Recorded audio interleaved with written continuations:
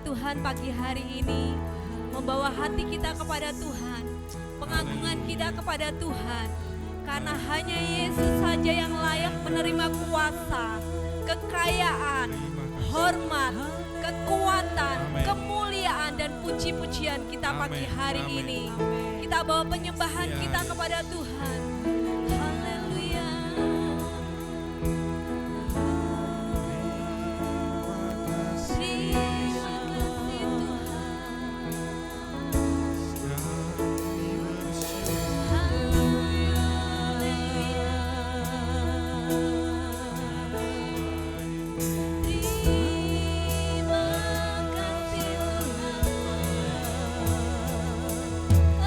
Engkau yang layak.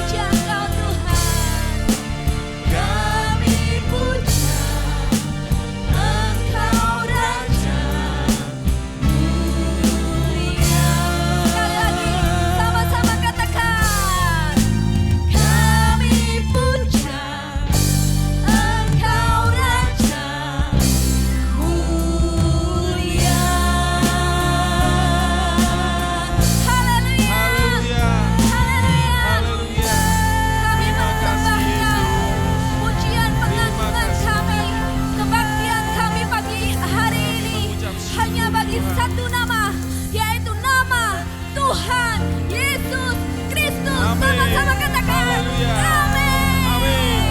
Haleluya. Terima kasih Tuhan. Haleluya, terima kasih.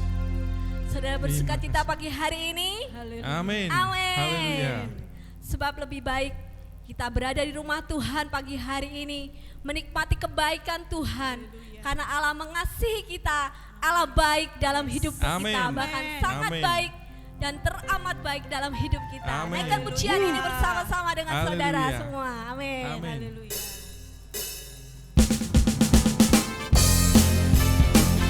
Amin. Haleluya.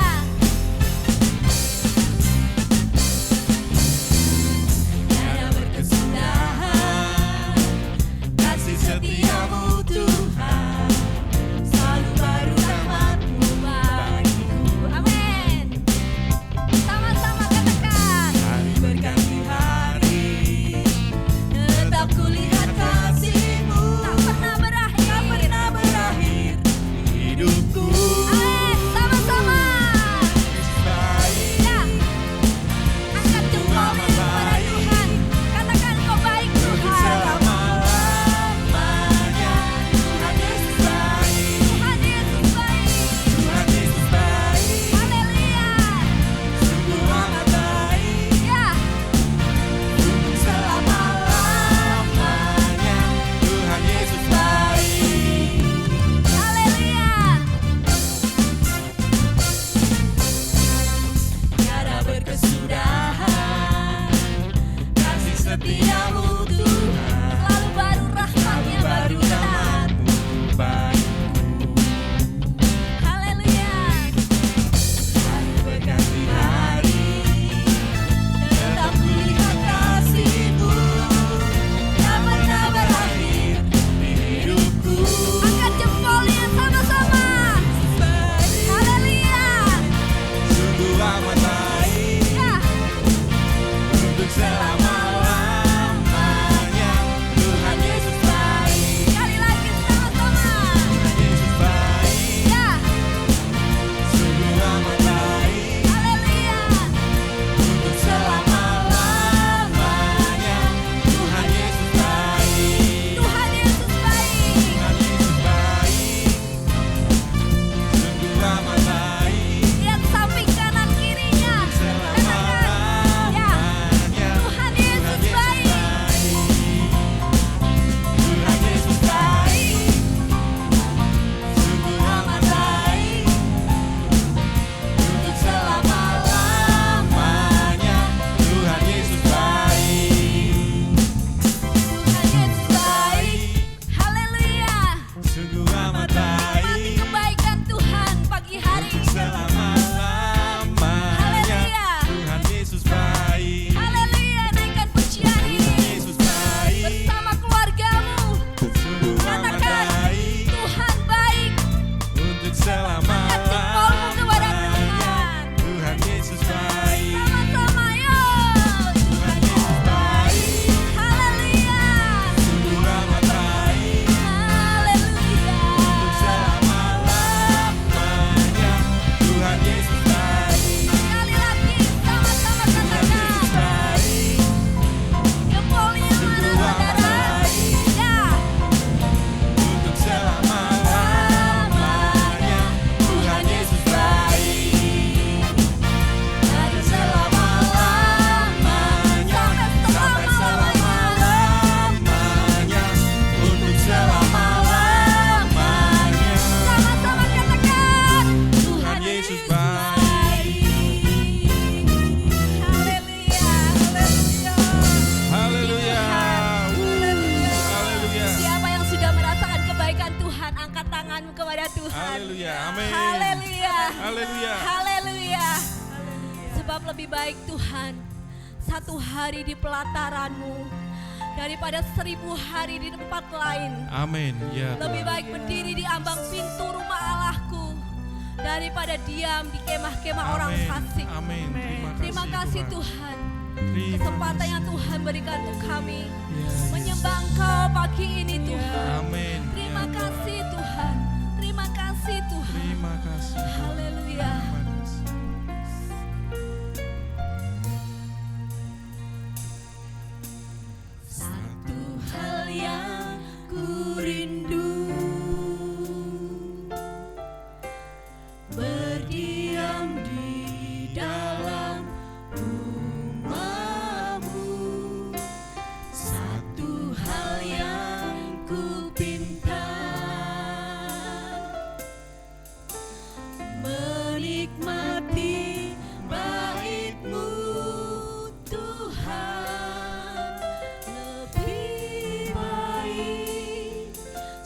Satu hari di pelataran-Mu,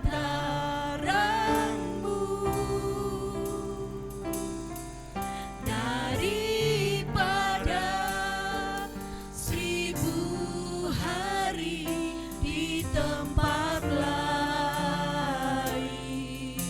Kami memuji dan menyembah-Mu Tuhan. Memuji-Mu, haleluya. Hanya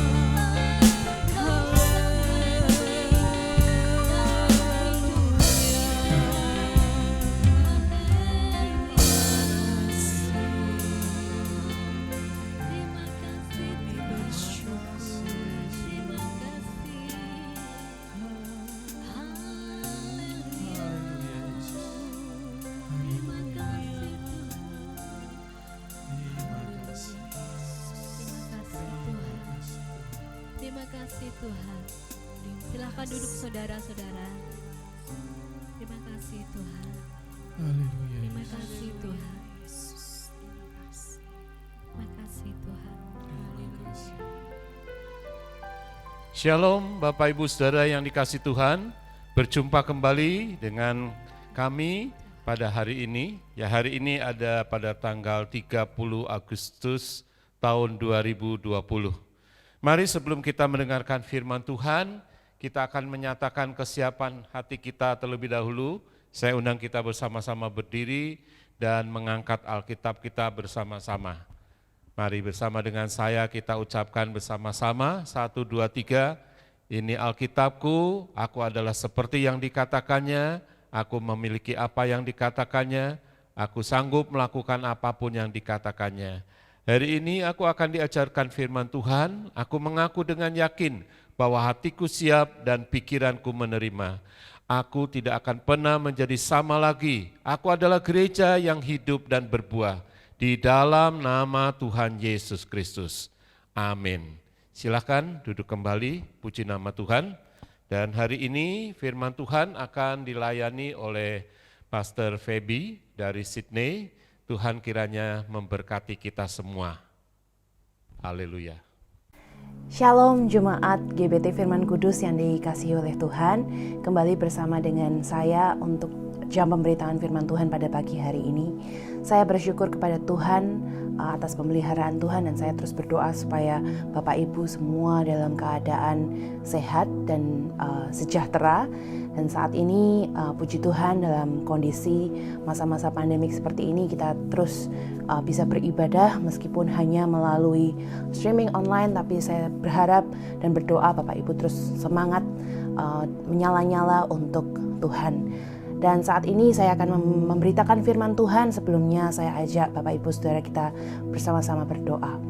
Bapa di dalam surga, kami bersyukur buat hari ini, hari yang baru yang Kau sudah jadikan buat kami semua.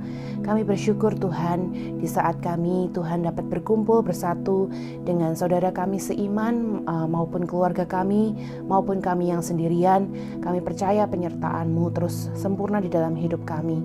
Tuhan, kami berdoa supaya jemaat-Mu di tempat ini boleh Tuhan membuka hati mereka untuk mendengarkan firman Tuhan yang akan disampaikan.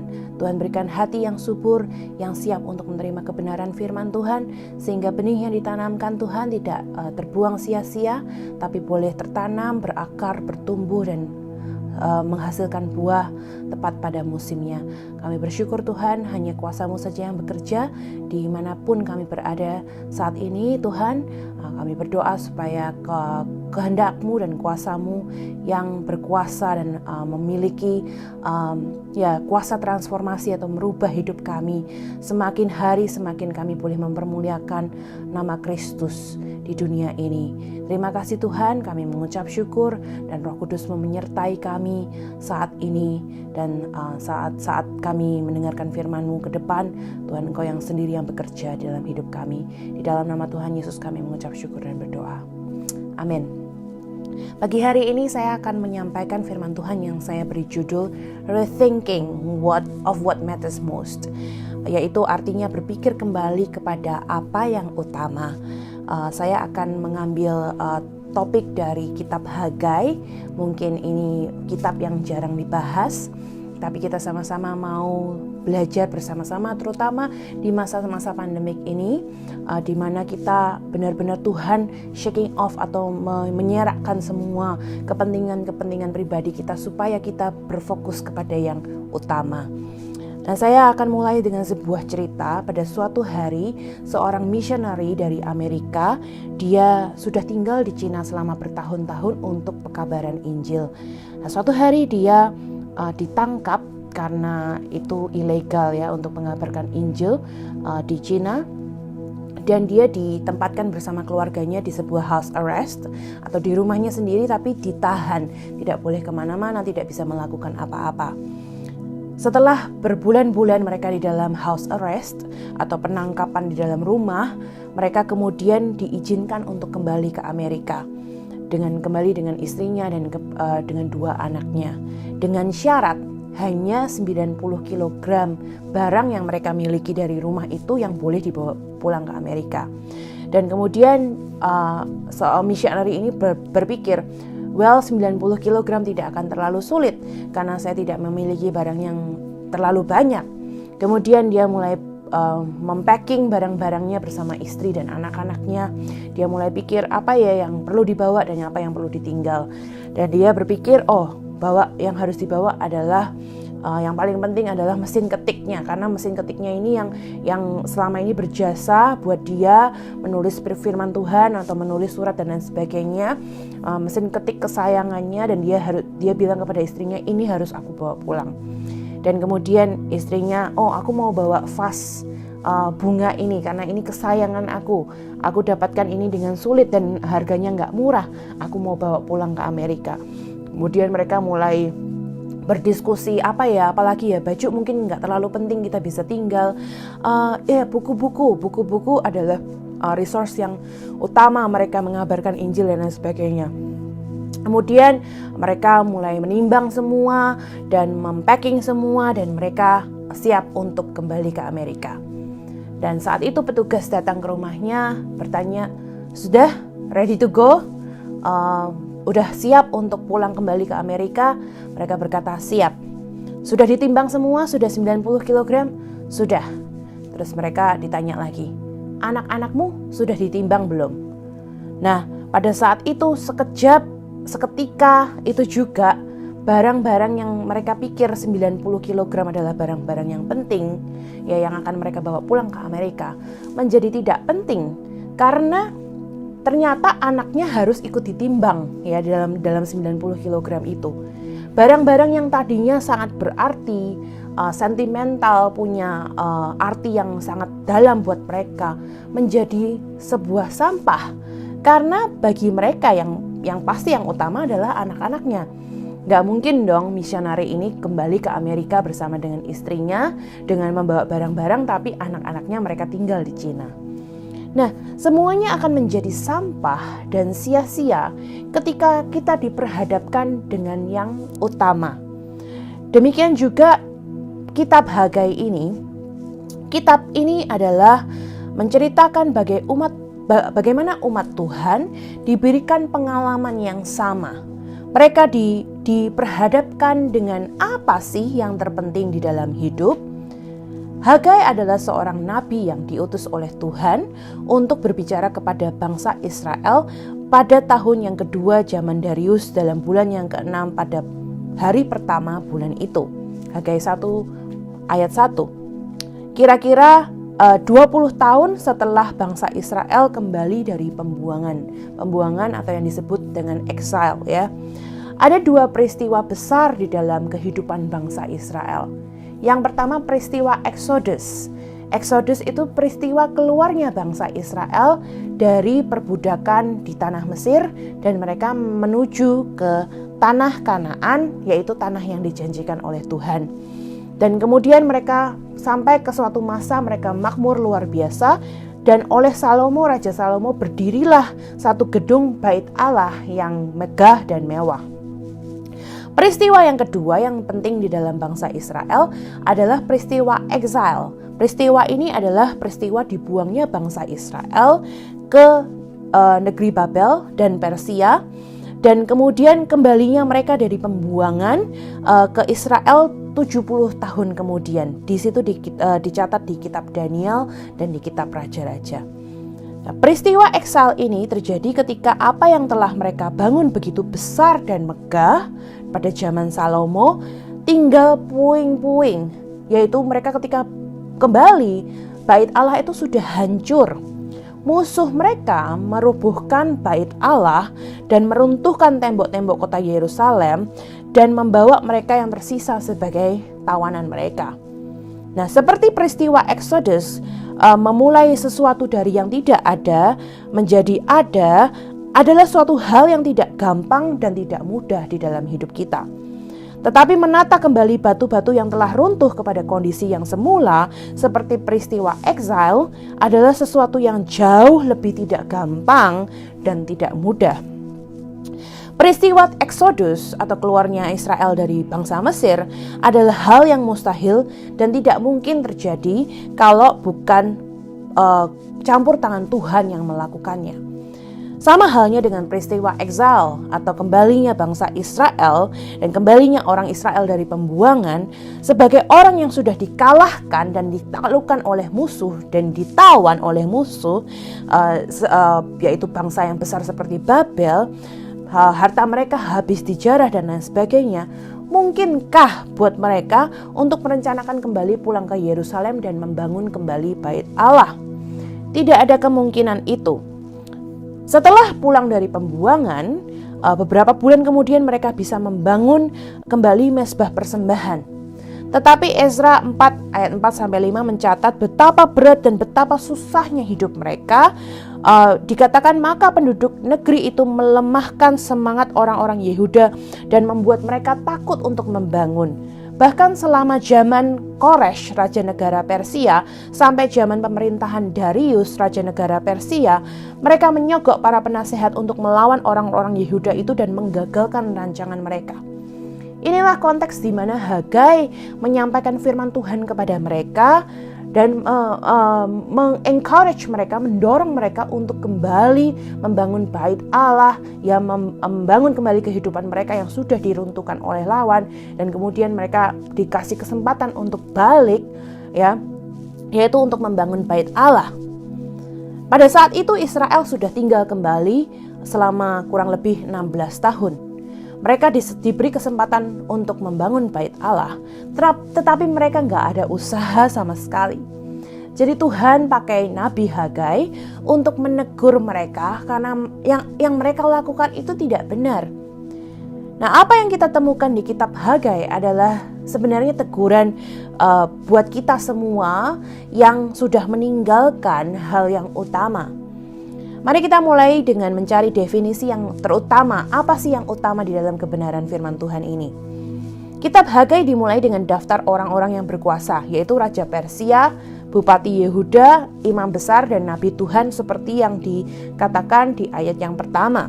Pada tahun yang kedua zaman Raja Darius, dalam bulan yang ke-6 pada hari pertama bulan itu, datanglah firman Tuhan dengan perantaraan Nabi Hagai kepada Zerubabel bin Sealtiel, Bupati Yehuda, dan kepada Yosua bin Yozadak, Imam Besar, bunyinya, beginilah firman Tuhan semesta alam. Bangsa ini berkata, sekarang belum tiba waktunya untuk membangun kembali rumah Tuhan. Nah, bagian ini saudara menjelaskan bahwa teguran Tuhan kepada bangsa Israel melalui Nabi Hagai, yaitu kepada kepala-kepala penguasa. Tetapi teguran ini tidak ditujukan hanya kepada kepala-kepala penguasa, ini teguran ditujukan kepada semua bangsa Israel. Ya, bangsa ini berkata, sekarang belum tiba waktunya untuk membangun kembali rumah Tuhan. Ini yang dikatakan oleh bangsa Israel. Nah, tegurannya adalah mengenai prioritas yang salah, karena mereka berpikir ini bukan waktunya untuk membangun bait Allah. Nah, orang Israel telah mengabaikan yang terutama, dan yang terutama adalah membangun bait Allah kembali. Bait Allah ini tidak hanya berbicara mengenai sebuah bangunan saja, tetapi bait Allah memiliki arti, saudara. Bait Allah memiliki arti di mana Allah hadir di tengah-tengah umatnya. Pada zaman di perjanjian lama, bait Allah adalah di mana Allah hadir dan Allah berkenan kepada umatnya. Simbol bahwa umat Tuhan mengandalkan kekuasaan Tuhan, Tuhan saja, satu-satunya. Dan simbol bahwa mereka, bangsa Israel, mengakui dan percaya kepada kekuasaan yang tertinggi, yaitu kekuasaan Allah. Bangsa Yahudi tahu bahwa Allah Maha Hadir atau omnipresent. Allah tidak bisa dibatasi dengan ruangan atau bangunan atau tembok. Tapi mereka juga tahu bahwa di dalam bait itu Allah membuat perjanjian khusus dengan umatnya, bahwa ketika imam besar datang untuk menjadi perantara bagi umat Israel dan Tuhan, forgiveness atau pengampunan dihadirkan dan hadirat Allah juga dihadirkan di tengah-tengah mereka. Kita harus tahu juga teguran Hagai bukan hanya masalah struktur bangunan atau bangunan secara fisik saja, tetapi pengabaian bangsa Israel mengenai pembangunan bait Allah menunjukkan sikap hati di mana hati mereka berada dan pikiran mereka berada. Dengan kata lain, yang terutama di sini, ya, hal yang utama yang mereka abaikan adalah Tuhan sendiri. Ini maksudnya Hagai, karena di bait Allah, mereka mencari dengan konsisten mencari Tuhan, mencari pertobatan, rindu akan hadirat Allah. Kalau kita tahu saudara kita, ya, agama seberang, mereka akan mati-matian mempertahankan rumah ibadat mereka, karena mereka tahu hanya disitulah mereka akan bertemu dengan Tuhan, dan mereka bisa, ya, mengalami perjumpaan dengan Tuhan. Tetapi sebagai umat Kristen, sometimes we take things for granted. Kita menyia-nyiakan hak istimewa memiliki Allah yang maha hadir, sehingga kita menyia-nyiakan kesempatan untuk datang kepada Tuhan di mana saja dan kapan saja. Nah, melalui pasal pertama kitab Hagai ini, setidaknya kita dapat belajar 4 hal. Yang pertama, bagaimana seringkali kita mengabaikan yang utama. Dan yang kedua, saya mau bahas tentang akibat dari mengabaikan yang utama. Dan yang ketiga, bagaimana kita dapat berbalik kepada yang utama. Dan keempat, buah dari berbalik kepada yang utama. Di ayat yang kedua sampai 4 menjelaskan bagaimana seringkali kita mengabaikan yang utama. Ayat 2 berkata, beginilah firman Tuhan semesta alam, bangsa ini berkata, sekarang belum tiba waktunya untuk membangun kembali rumah Tuhan. Maka datanglah firman Tuhan dengan perantaraan Nabi Hagai, bunyinya, apakah sudah tiba waktunya bagi kamu untuk mendiami rumah-rumahmu yang dipapani dengan baik, sedang rumah ini tetap menjadi reruntuhan. Nah saudara, ada 2 realita yang Hagai ingin tunjukkan kepada bangsa Israel dari pengabaian mereka kepada hal yang utama. Yang pertama adalah procrastination atau kebiasaan menunda-nunda. Ya kan, dikatakan sekarang belum tiba waktunya untuk membangun kembali rumah Tuhan. Belum saat ini, belum sekarang. Mereka suka menunda. Yang kedua realitasnya adalah prioritas yang buruk. Hagai berkata, apakah sudah tiba waktunya bagi kamu untuk mendiami rumah-rumahmu yang dipapani dengan baik, sedang rumah ini tetap menjadi reruntuhan. Dua realita ini mengambil alih posisi Tuhan yang harusnya bertahta di dalam hidup kita, diambil alih dengan penundaan, procrastination, dan prioritas yang buruk. Dalam terjemahan bahasa Inggris, rumah-rumahmu yang dipapani dengan baik, terjemahannya mengatakan paneled house atau rumah berpanel, rumah berpapan, rumah yang sudah utuh, ya, dipapani dengan baik. Di ayat yang keempat, apakah sudah tiba waktunya bagi kamu untuk mendiami rumah-rumahmu yang dipapani dengan baik? Ahli Alkitab Bible Scholars mengatakan bahwa ini mendeskripsikan bahwa rumah berpapan arti sebenarnya adalah perhiasan atau ornamen. Ya, ornamen atau perhiasan adalah bukan kebutuhan utama di dalam hidup. Misal, Bapak Ibu Saudara memiliki sebuah rumah. Rumah kita semua tahu itu adalah kebutuhan primer atau kebutuhan utama. Kemudian Bapak Ibu ingin mendekorasi, ingin menghias rumah Bapak Ibu, misalnya yang tembok ruang tamu dicat biru, tembok kamar dicat putih, dan kemudian Bapak Ibu beli wallpaper, ya, sesuatu yang mengcover dinding, kemudian ada pajangan-pajangan tertentu, ada frame pictures, lantainya terbuat dari marble. Nah, dekorasi atau ornamen-ornamen itu adalah kebutuhan yang tidak primer, bukan sekunder, bahkan bukan tertier juga. Mungkin untuk kesekian prioritas gitu, ya, tidak terlalu penting atau kita sebut ekses, ya. Jadi bukan kebutuhan yang utama atau yang terutama. Tidak terlalu dibutuhkan melebihi yang kita perlu, kita cukup with gitu, ya. Jadi kalau tidak ada itu pun tidak apa-apa. Ini hanya kiasan ya, bukan berarti Bapak Ibu Saudara tidak bisa mendekorasi rumah masing-masing. Tapi konteksnya di sini adalah bangsa Israel sedang memfokuskan diri kepada hiasan, ornamen, sementara kebutuhan yang primer sendiri dilupakan. Misalnya Bapak Ibu Saudara, instead of beli rumah, tidak beli rumah, Bapak Ibu membeli dekorasinya atau membeli lantainya. Kan nggak mungkin. Itu sesuatu yang perbuatan yang silly gitu ya, tidak bijaksana. Nah, Hagai mengingatkan kepada bangsa Israel, apakah sudah tiba waktunya bagi kamu? Apakah itu prioritasmu? Apakah itu yang kamu kejar sehingga kamu mengabaikan hadirat Tuhan di dalam hidupmu? Tuhan sedang tidak menegur mereka tentang mereka sedang provide atau menyediakan untuk keluarga mereka. Tapi Tuhan menegur hati mereka yang mengejar hal-hal yang tidak penting sehingga mereka lupa akan kehadiran Tuhan.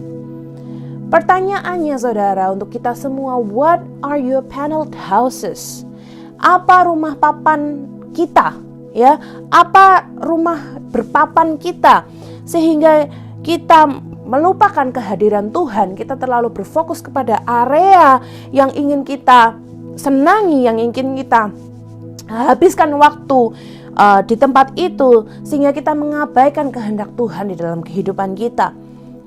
Rumah papan saudara bisa merupakan hal-hal yang baik, tetapi ingat saudara, itu menjadi hal-hal yang terkutuk di hadapan Tuhan karena kita melupakan Dia. Sekarang coba Bapak Ibu bayangkan yang menjadi keinginan Bapak Ibu Saudara saat ini, yang pengen banget gitu ya. Kalau sudah ada di pikiran, sekarang coba tanya diri kita sendiri. Apakah Tuhan ada di sana? Apakah Tuhan ada di sesuatu yang kita inginkan itu? Apakah Tuhan menjadi pusat keinginan Bapak Ibu Saudara? Atau Tuhan sedang diabaikan melalui keinginan kita itu? Dan apakah yang menjadi pusat keinginan Bapak Ibu Saudara? Yesus mengatakan di Matius 6 ayat 21, karena di mana hartamu berada, di situ hatimu berada. Apa yang sedang ada di hati kita adalah harta yang kita treasure, yang kita hargai, yang paling kita anggap berharga. Pertanyaannya, apakah kita sedang menganggap berharga rumah berpapan kita, our paneled houses, atau kita sedang menghargai Tuhan kita? Saya ingin membuat challenge kecil atau tantangan kepada Bapak Ibu Saudara sekalian, dan saya ingin men-challenge diri saya sendiri juga. Apakah dengan pertanyaan-pertanyaan seperti ini, apakah kita senang menghabiskan waktu berjam-jam untuk proyek atau hobi kita, tapi kita nggak bisa senang menghabiskan waktu membaca firman Tuhan dan bersaat teduh? Apakah kita suka mencari-cari alasan untuk skip ibadah, apalagi kalau sekarang during pandemic ya, selama masa-masa pandemi ini akan banyak kesempatan untuk kita sebenarnya untuk berleha-leha, ya tidak beribadah dengan sungguh-sungguh, mencari-cari alasan untuk tidak komsel ya, karena komselnya online susah nih, nggak ketemu dan lain sebagainya, demi melakukan hal yang lebih menarik. Misalnya pada jam ibadah komsel atau doa malam, ada sinetron atau ada apapun itu. Apakah kita menghabiskan waktu berjam-jam ini buat yang para anak muda, milenial, menonton Netflix, menonton Korean drama, scrolling social media, YouTube dan lain sebagainya, tapi susah banget untuk berfokus 10 atau 15 menit saja untuk berdoa? Nah, ini pertanyaan-pertanyaan yang bisa kita tanyakan kepada diri kita sendiri. Dan ini menunjukkan apa sih yang terutama di dalam hidup kita. Kemudian yang kedua, saya ingin menjelaskan bagaimana akibat dari mengabaikan yang utama.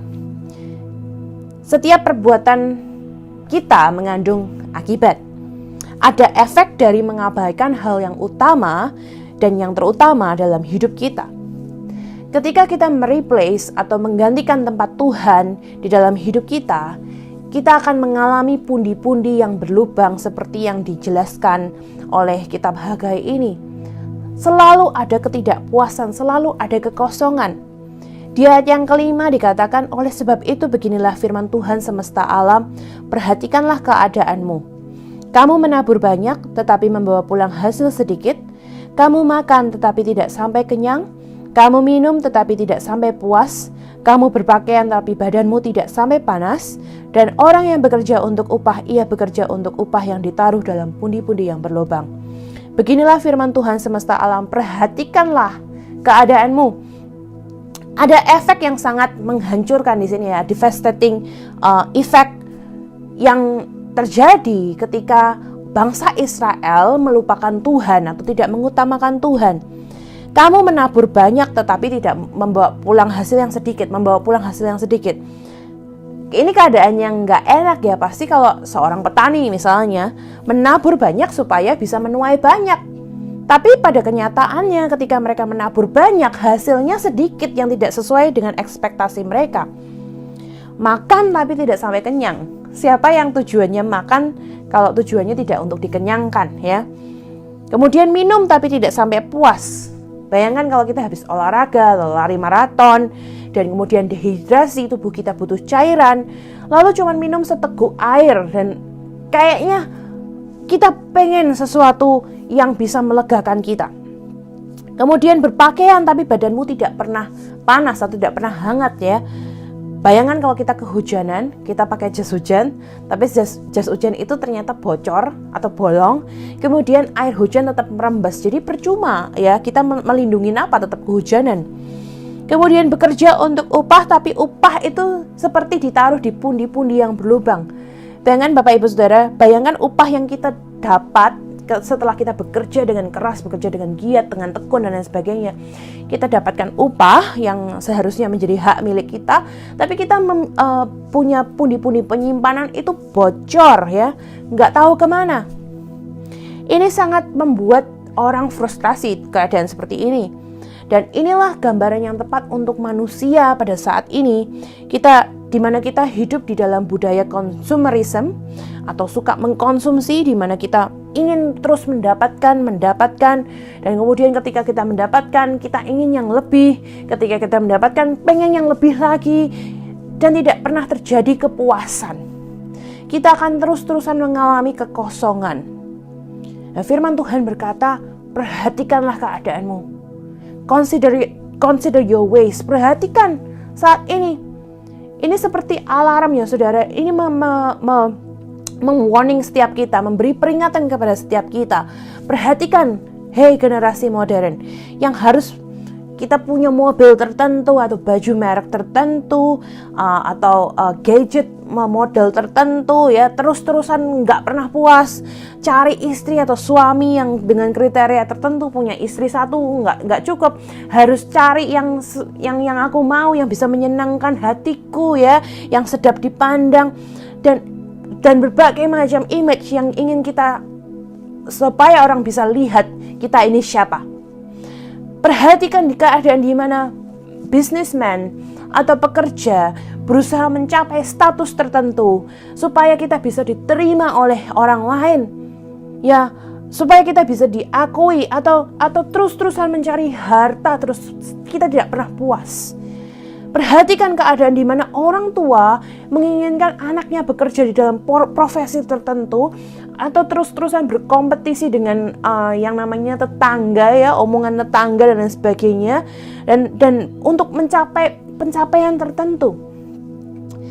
Apa yang kita cari ya untuk memuaskan diri kita adalah merupakan self-centered things. Hal-hal yang berpusat kepada diri sendiri. Dan firman Tuhan katakan perhatikan keadaanmu. Kalau tadi saya ajak permulaan kita bertanya tentang keinginan kita, apakah ada Tuhan di situ atau ada diri kita sendiri di situ? Apakah kita memikirkan tentang Tuhan atau kita memikirkan tentang diri kita sendiri? Dan kita akan lihat betapa benar-benar bait Allah itu runtuh di dalam hidup kita, dan kita nggak pernah berpikir ulang untuk membangun kembali.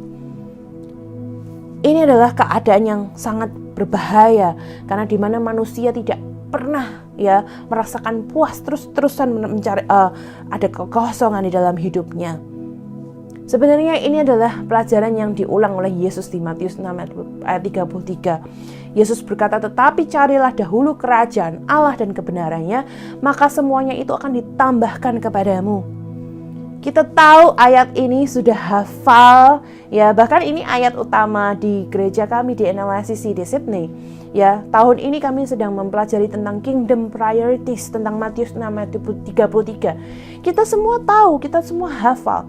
Tapi betapa sulitnya kita untuk mencari kerajaan Allah terlebih dahulu. Kita selalu berfokus kepada yang di belakangnya, kepada hal-hal yang akan ditambahkan kepada kita. Dan itulah pesan kitab Hagai, menjadikan kerajaan Allah dan kebenarannya tujuan di depan mata kita, bukan di belakang kita, atau bahkan tidak ada di dalam jalan kita. Menjadikan kerajaan Allah, kehendaknya, kehidupannya, kebenarannya mendominasi kehidupan kita selama kita melangkah. Kristus adalah bait Allah. Kebangkitannya menandakan kebangkitannya di dalam hidup kita. Sehingga apa yang kita prioritaskan seharusnya adalah tentang Kristus. Yang ketiga, bagaimana kita dapat berbalik yang keutama? Ayat 12-14 menjelaskan tentang hal ini. Saya diberkati sekali, saya ingat mungkin 2 tahun yang lalu ketika Natal, Bapak Gembala pernah berbicara mengenai pikulah kuk yang kupasang dan belajarlah kepadaku karena aku lemah lembut dan rendah hati dan jiwamu akan mendapatkan ketenangan. Tentang kuk, ya, kita tahu kuk itu dipikul oleh sepasang, ya, lembu atau kerbau atau sapi yang membajak sawah. Yang satu akan bertindak sebagai binatang yang senior dan yang satu adalah yang junior. Ya, ketika Tuhan bilang pikulah kuk yang kupasang, bebanku ringan, itu akan terasa ringan kalau kita berjalan seiringan dengan yang senior, ya kan? Yang senior adalah Kristus. Kita berjalan mengikuti kehendak Kristus akan terasa ringan. Tetapi kalau kita pengen mengikuti kehendak diri sendiri, hidup itu akan terasa beratnya bukan main. Living life on your own is exhausting. Hidup menurut kita sendiri, diri kita sendiri akan sangat melelahkan. But repentance and returning to God is refreshing. Pertobatan dan berbalik kepada Tuhan akan sangat menyegarkan. Ketaatan dan pertobatan adalah cara untuk kita berbalik kepada hal yang utama, yaitu Tuhan sendiri. Ayat yang ke-12 dikatakan, lalu Zerubabel bin Sealtiel dan Yosua bin Yosadak imam besar dan selebihnya dari bangsa itu mendengarkan suara Tuhan Allah mereka dan juga perkataan Nabi Hagai sesuai dengan apa yang disuruhkan kepadanya oleh Tuhan Allah mereka. Lalu takutlah bangsa itu kepada Tuhan, maka berkatalah Hagai utusan Tuhan itu menurut pesan Tuhan kepada bangsa itu, demikian aku menyertai kamu, demikianlah firman Tuhan. Tuhan menggerakkan semangat Zerubabel bin Sealtiel, bupati Yehuda, dan semangat Yosua bin Yosadak, imam besar, dan semangat selebihnya dari bangsa itu, maka datanglah mereka lalu melakukan pekerjaan pembangunan rumah Tuhan semesta alam. Saya menemukan sesuatu yang unik di dalam terjemahan bahasa Inggris mengenai ayat ini. Ya, ayat-ayat ini kalau di sini disebutkan ayat 12 selebihnya dari bangsa itu, tapi di dalam bahasa Inggris disebutkan the remnant people. Ya, di ayat yang kedua dalam terjemahan bahasa Inggris orang-orang Israel disebut people. Tapi di ayat yang ke-12 dan 14 orang-orang Israel disebut the remnant of people, atau yang artinya orang-orang yang tersisa atau survived atau selamat. Kata remnant ya digunakan oleh Nabi Yesaya, Mika, Zefanya untuk menyebut orang-orang yang dihajar karena mereka harus didisiplin, dan kemudian mereka merendahkan hati mereka, kemudian mereka taat dan kembali kepada jalannya Yahweh. Ya, jadi dengan kata lain orang-orang yang taat kepada suara Tuhan melalui Nabi Hagai disebut the remnant, menjadi orang-orang yang dikenan oleh Tuhan karena mereka setia dan taat kepada Tuhan. Pertanyaannya adalah, sering nggak kita merasa Tuhan kok jauh banget ya? Rasanya kita nggak pernah bisa ngobrol sama Tuhan atau Tuhan berbicara kepada kita. Dan ini saatnya saudara-saudara, kalau kita merasakan hal yang seperti itu, ini adalah saat untuk pertobatan. Supaya kita bisa menjadi the remnant people, orang yang bertobat, merendahkan hati, dan berbalik kepada Tuhan. Dikatakan yang part yang pertama, mereka taat kepada firman Tuhan. Ingat gak, awal mula mereka orang-orang yang suka menunda-nunda. Mereka suka procrastinate apa yang Tuhan perintahkan kepada mereka. Mereka bukan menentang pembangunan bait Allah, mereka cuma menunda. Tapi penundaannya ini mereka jadi mementingkan ekses ya, dekorasi ornamen yang tidak penting di dalam hidup mereka. Dan ketaatan kepada Tuhan adalah yang harus dilakukan mereka saat ini juga. This has sense of urgency. Ada urgency di sini. Harus saat ini juga. Dan kemudian dikatakan mereka takut akan Tuhan. Kita nggak suka konsep ya kata takut, karena takut menunjukkan seseorang itu menyeramkan. Tetapi kita harus mengerti konsep takut akan Tuhan ini justru karena Tuhan itu kasih, ya. Tuhan itu serius dengan masalah dosa. Tuhan itu serius dengan masalah pengabaian kita kepada hal-hal yang utama. Dan mengabaikan hal yang utama, yaitu hadirat Tuhan sendiri, adalah hal yang serius. Adalah hal yang Tuhan tidak sukai. Ada konsekuensi besar dari kita mengabaikan hal itu.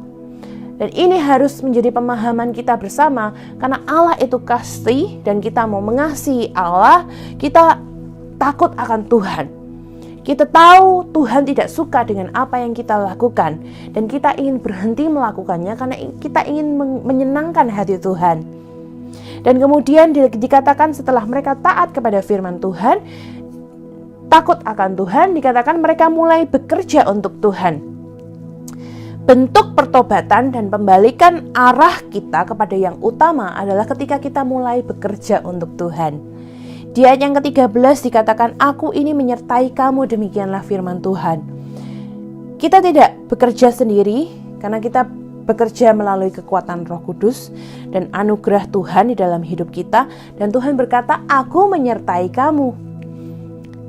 Dan dikatakan Tuhan menggerakkan semangat Zerubabel bin Sealtiel, Bupati Yehuda, dan semangat Yosua bin Yosadak, imam besar, dan semangat selebihnya dari bangsa itu. Maka datanglah mereka, lalu mereka melakukan pekerjaan pembangunan rumah Tuhan semesta alam, Allah mereka. Apa bedanya kalau kita semangatnya muncul dari diri sendiri, dan ketika Tuhan menggerakkan semangat kita? Well, semangat kita conditional, ya, syarat dan ketentuan berlaku. Kita akan semangat tergantung keadaan, tergantung emosi, tergantung situasi, tergantung, ya, tahu sendiri emosi kita berubah-ubah, ya, mood kita bisa up and down, kadang bisa semangat banget, kadang bisa down banget. Tapi semangat dari Tuhan is unconditional. Semangat dari Tuhan sifatnya unconditional, tidak bersyarat, tidak bergantung suasana hati. Meskipun ada kejadian yang tidak enak sekalipun di dalam hidup kita, tidak akan mempengaruhi pekerjaan pelayanan kita kepada Tuhan. Sangat menarik bahwa semangat dari Tuhan itu datang setelah ada ketaatan dan takut akan Tuhan. Kata semangat dijelaskan terjemahannya the spirit stirred up, ya. Kata spirit berasal dari kata roh, yaitu kata ruah, ya. Dan ruah ini memiliki hubungan yang sangat luas. Ruah itu meliputi pikiran. Ruah itu meliputi watak atau karakter, dan ruah itu meliputi kesabaran dan keberanian. Jadi ketika dikatakan Tuhan menggerakkan semangat mereka, atau the Lord stirred up, ya, their spirit stirred up, menggerakkan semangat roh mereka, hal itu akan meliputi pikiran mereka, karakter mereka, kesabaran mereka, dan keberanian mereka. Luar biasa gak saudara? Tuhan nunggu supaya orang-orang ini bertobat, kemudian Tuhan bisa menggerakkan semangat mereka untuk bekerja untuk pembangunan bait Allah. Jadi pertobatan kita itu adalah kunci di mana Tuhan memberikan rohnya, semangatnya ya, menggerakkan semangat kita yang unconditional, yang tidak berdasarkan situasi dan kondisi.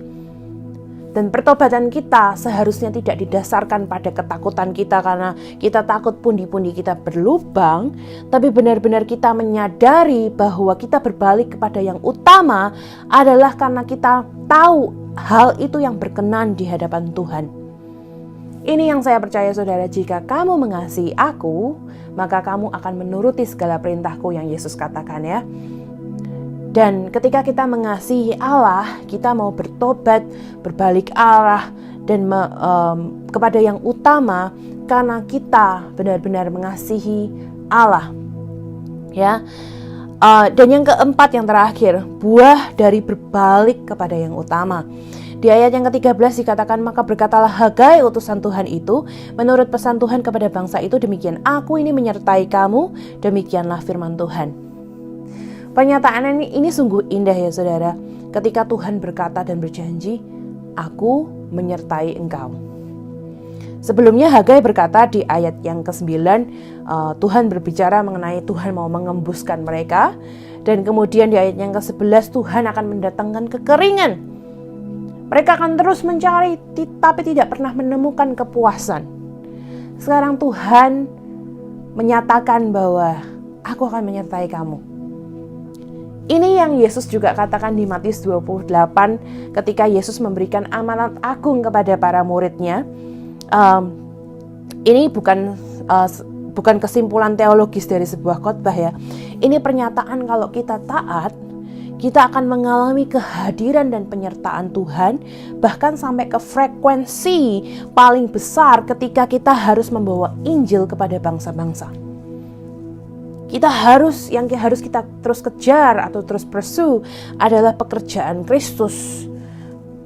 Hati kita yang mengasihi Dia dan mentaati perintah-perintahnya dan tinggal di dalamnya dan membagikan Kristus kepada orang lain. Izinkan saya memberitahu Bapak Ibu Saudara mengenai permulaan mengalami kehadiran Tuhan di dalam hidup saudara. Kisah Para Rasul 2 ayat 38 mengatakan, bertobatlah dan hendaklah kamu masing-masing memberi dirimu dibaptis dalam nama Yesus Kristus untuk pengampunan dosamu, maka kamu akan menerima Roh Kudus.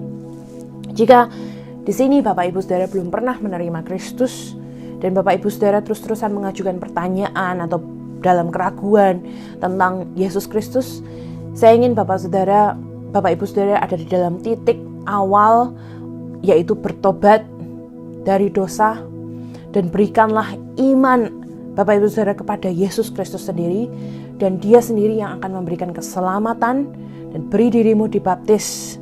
Dan Alkitab dengan jelas mengatakan bahwa kamu akan menerima karunia Roh Kudus. Roh Kudus berbicara mengenai kehadiran Tuhan di dalam hidup kita. Ini saatnya kalau Bapak Ibu Saudara sudah tahu Yesus Kristus sudah sekian lama, tapi Bapak Ibu Saudara tahu posisi hati saudara sekalian, hati kita sekalian. Karena yang bisa ngerti hati kita ya diri kita sendiri ya. Kalau firman Tuhan ini menjadi teguran buat setiap kita, mari bersama-sama kita merendahkan hati kita. Kita saatnya bertobat untuk kembali membangun bait Allah di dalam hidup kita.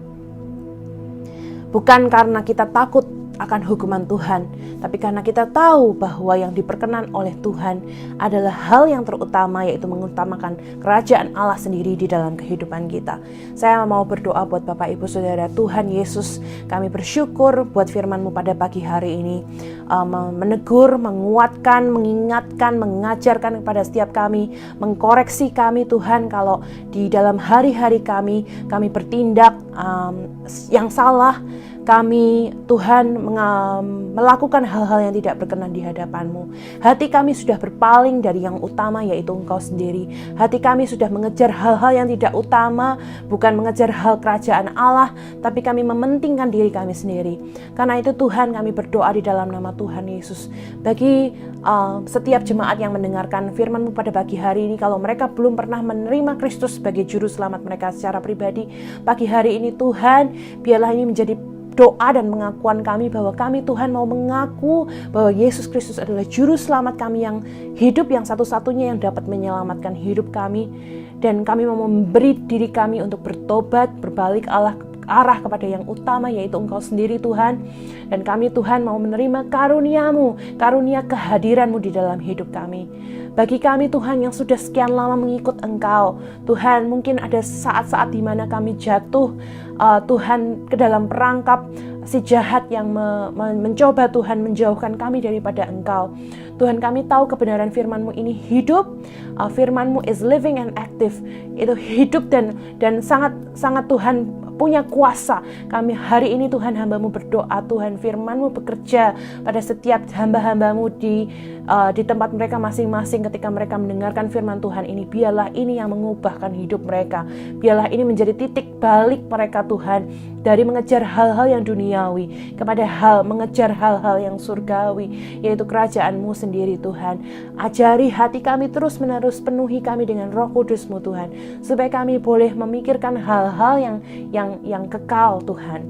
Kami berdoa dan percaya ini adalah firman-Mu yang hidup, yang dapat mengubahkan setiap hidup kami.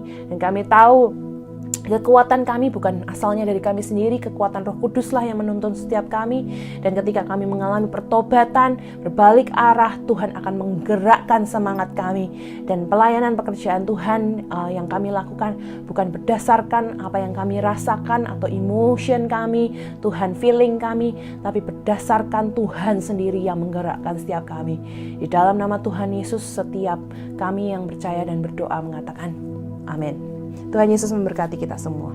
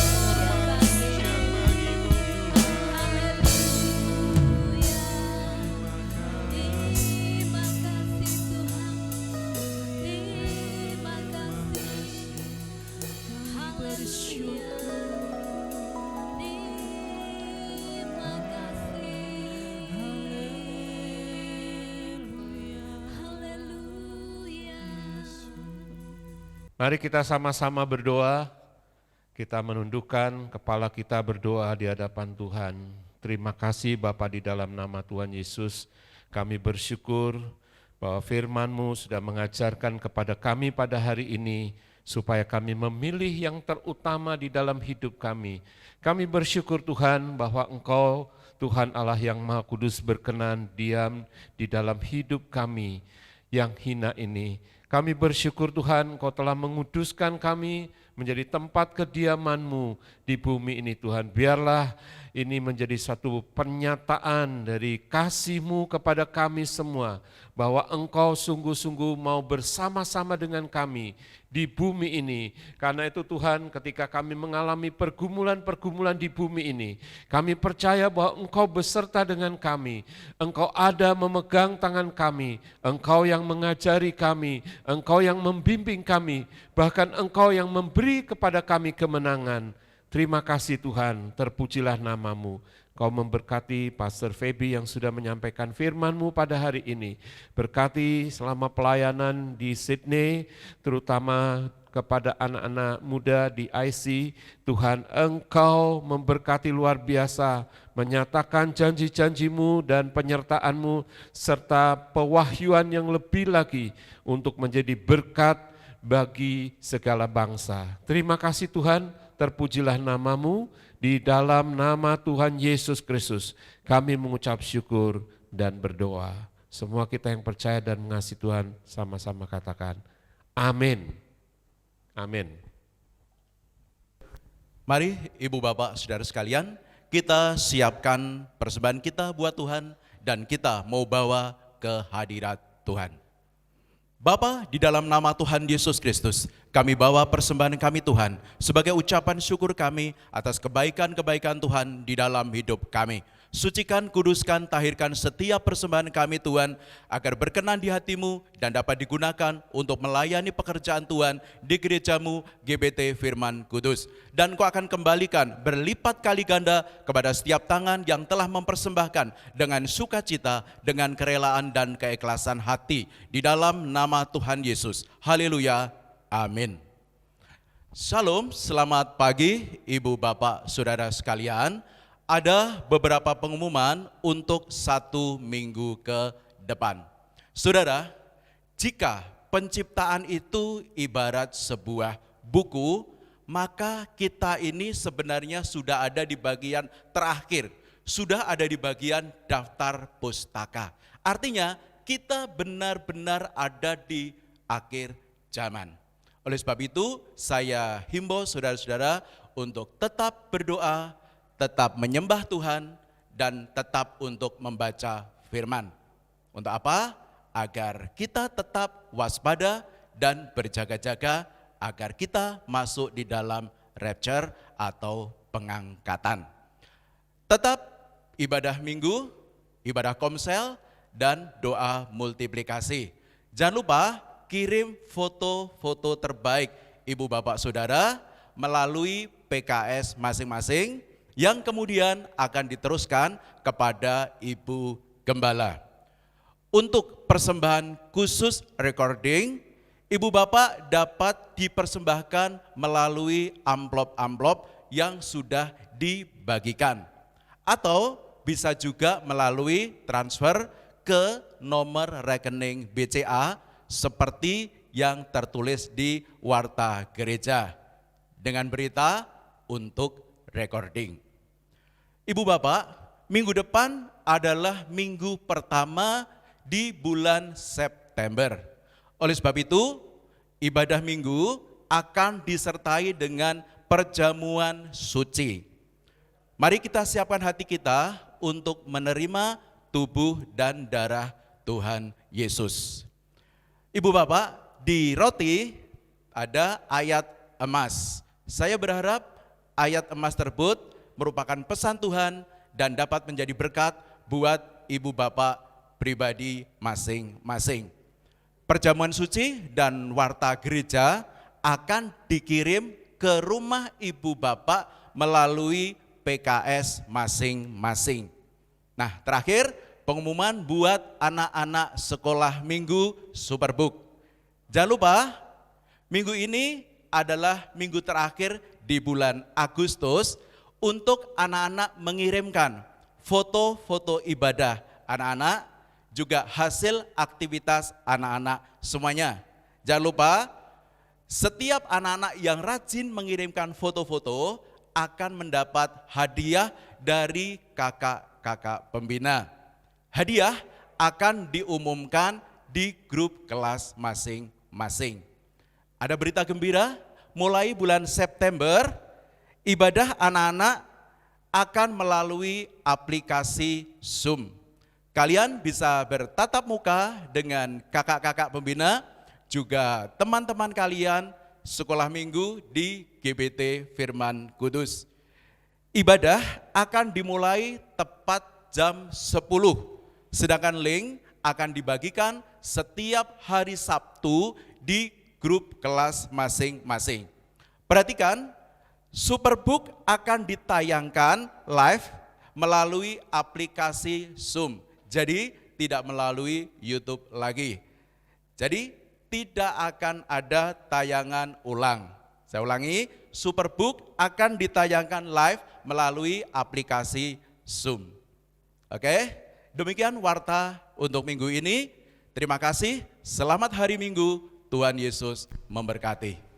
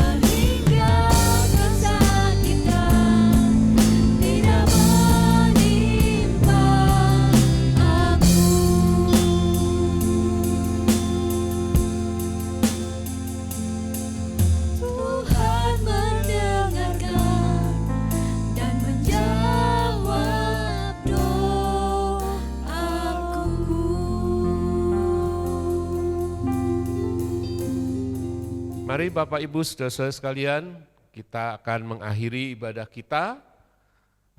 Kita akan berdiri bersama-sama dan kita akan berdoa. Mari kita berdoa.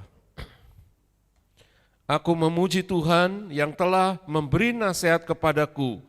Ya, pada waktu malam hati nuraniku mengajari aku.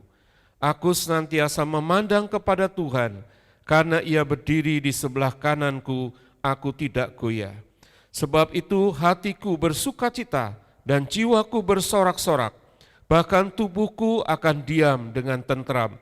Sebab Engkau tidak menyerahkan aku ke dunia orang mati dan tidak membiarkan orang kudus-Mu melihat kebinasaan. Engkau memberitahukan kepadaku jalan kehidupan. Di hadapan-Mu ada sukacita yang berlimpah-limpah. Di tangan kanan-Mu ada nikmat senantiasa. Diberkatilah Engkau pada waktu masuk dan diberkatilah Engkau pada waktu keluar. Dan Tuhan kiranya memerintahkan berkat di dalam lumbung-Mu dan di dalam segala usaha-Mu. Tuhanlah yang menetapkan kita untuk menjadi umat-Nya yang kudus, dan Tuhan melimpahi kita dengan segala kebaikan-Nya. Tuhan mengangkat kita menjadi kepala dan bukan ekor. Kita akan tetap naik bukan turun. Terpujilah Tuhan kekal selama-lamanya. Haleluya. Haleluya. Mari kita mengangkat kedua tangan kita di hadapan Tuhan. Tuhan memberkati engkau dan melindungi engkau. Tuhan menyinari engkau dengan wajah-Nya dan memberi engkau kasih karunia. Tuhan menghadapkan wajah-Nya kepadamu dan memberi engkau damai sejahtera di dalam nama Bapa, Putra dan Roh Kudus, yaitu dengan nama Tuhan Yesus Kristus. Semua kita yang percaya dan mengasihi Tuhan sama-sama katakan amin. Amin. Tuhan memberkati kita semua sampai berjumpa kembali pada kesempatan yang akan datang. Haleluya.